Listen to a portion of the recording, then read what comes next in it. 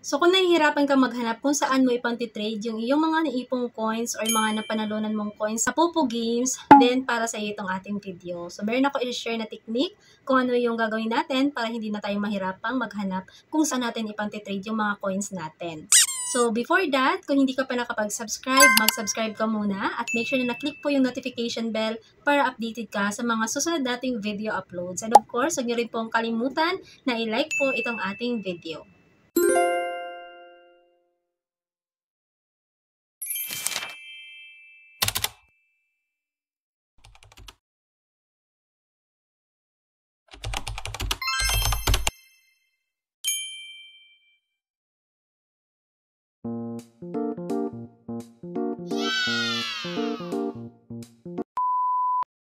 So, ayun guys, no? So, kung nahihirapan ka nga po maghanap ng pwedeng pag-tradean ng iyong Popo Coins kasi minsan may mga scammers. So, hinagis mo na yung iyong coins tapos hindi ka binalikan. Nako, talagang sayang yon, no? So, may mga ganun talaga nangi-scam.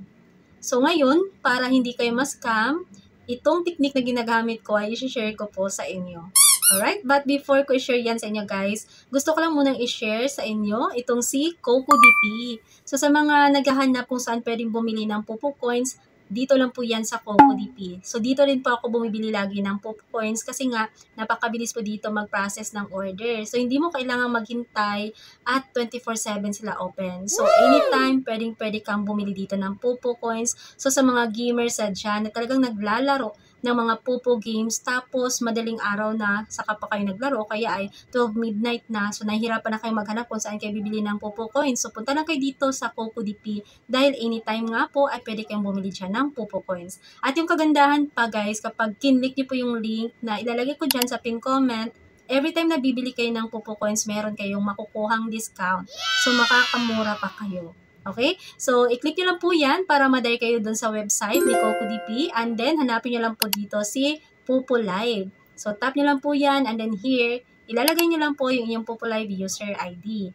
Tapos, isi-select nyo na po yung package na gusto nyo i-avail. So, may mga murang amount of Popo Coins po dyan. Like 5,000 coins, 10,000, at marami pa. Kung hanap mo naman mga malalaking amount of packages, then available din po yan dito sa CocoDP. So, kapag nakaselect ka na ng package na gusto mong i-avail, andyan po sa baba yung mga payment option na pwede nyong pagpilian. So, available dito si GCash, Maya, KuCoin, GrabPay, and marami pa. So, pili ka lang dyan ng payment method na gagamitin mo. And then dito, ilalagay mo lang yung iyong active email. And then, i-click mo na lang po ito para madari ka na dun sa payment option na pinili mo. So, magbabayad ka lang and after mo magbayad, papasok po agad yung iyong biniling coins sa doon po sa inyong account. So, hindi na kailangang maghintay at ganun lang po ka-easy mag-process ng order dito sa CocoDP. So, available na rin po ulit si CocoDP sa Middle East. So, kung nakatira ka sa Bahrain or sa iba pang mga country dyan sa Middle East, pwede ka na rin pong bumili ng Popo Coins. So, available din po si CocoDP sa mga country na nakikita nyo dyan po sa ating screen. So, kung may mga issue kayo dito sa inyong transaction sa CocoDP, don't worry dahil 24-hour service po yung kanilang customer support.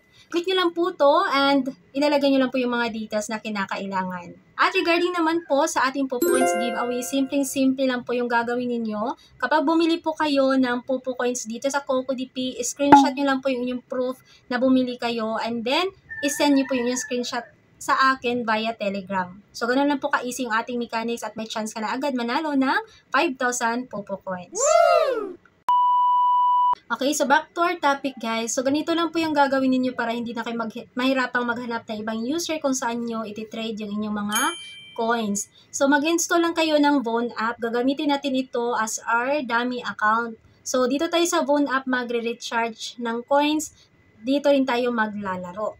Okay? So kung magre-recharge kayo ng coins guys sa CocoDP, para sa inyong Von app account, pwede talaga. So same procedure lang din kung magre-recharge kayo sa Popo Live. So, yung itatap nyo doon sa CocoDP is itong si Popo Live kasi wala si Von app eh. So, si Popo Live lang yung itatap ninyo tapos dito sa user ID, yung ilalagay nyo is yung Von app user ID ninyo. So, papasok po yan sa inyong Von app account yung coins na binili nyo sa CocoDP. Okay? Kasi nga po, isa lang po talaga si Popo Live and then si Von app. Pero kapag magre-register kayo dito sa Von app guys, iba yung email na gagamitin ninyo. Huwag po yung email na ginamit nyo doon sa Popo Live. kasi madidetect yan ni Popo. Okay? Tapos dito sa Phone app, hindi na kailangan na mag-face authentication kasi hindi din yan ma-approve. Madidetect yan ni Popo. So yung Phone app, gagamitin lang po talaga natin pang laro, pang trade, pang collect na mga coins sa treasure chest, sa fireworks, and then sa lucky gift. So hindi nyo na kailangan na mag-face authentication dito sa Phone app. So kapag dito kayo naglaro sa Phone app tapos nanalo kayo ng coins, so marami na kayo naipon na coins, then i-trade nyo na yan doon po sa mismong account nyo sa Popo Live. So di ba hindi na kayo mahirapan na maghanap ng ibang user. So, for playing, gamitin nyo si Phone app. Katulad ng ginagawa ko. So, kung napansin nyo, or siguro yung iba hindi napansin, di ba? Kasi nga, pareho lang din kasi yung nakikita natin sa Phone app and then sa Popo Live na mga feature. So, same procedure lang po, or yung mga ways of earning ni Popo Live is ganun din po si Phone app. So, kung napansin nyo, yung ginagamit ko sa paglalaro na pinifeature ko dito sa ating channel is si Phone app yun. Hindi yun si Popo. So, dito ako naglalaro sa Phone application para kapag nanalo ako, hinahagis ko na lang yung mga coins ko doon po sa account ko sa Popo. And take note guys, isang phone lang po yung ginagamit ko dyan. Binubuksan ko lang si Popo app una, tapos nagpa-party live lang ako.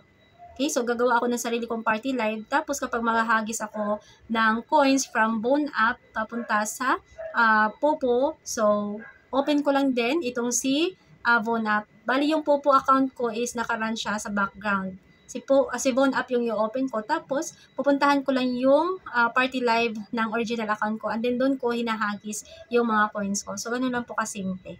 Okay, so no need na maghanap ka ng ibang Popo Live user kung saan mo ihagis yung mga naipon mo na coins. Pwede po talaga yon kay Phone app. Kasi isang account lang po or kasi isa lang po si Phone app and then si Popo Live. Okay, so I hope naintindihan nyo guys yung shinare ko sa inyo ngayon na technique. Kung medyo nahirapan kayo, so meron akong ginawang tutorial na before regarding dito sa Phone app. So please watch these videos. Lagay ko na lang sa ating description box yung mga link ng video na yan para mapanood nyo at para mas magets nyo yung sinasabi ko. Okay? So that's it for today. Again, kung nagustuhan nyo po itong shinare ko sa inyo ngayon na technique, para hindi ka na mahirapan sa pakipag-trade or para hindi ka na mahirapang makipag-trade sa ibang user, then please like this video at kung hindi ka pa nakapag-subscribe, mag-subscribe ka na rin. So again, maraming salamat and see you next time. Thank you for watching.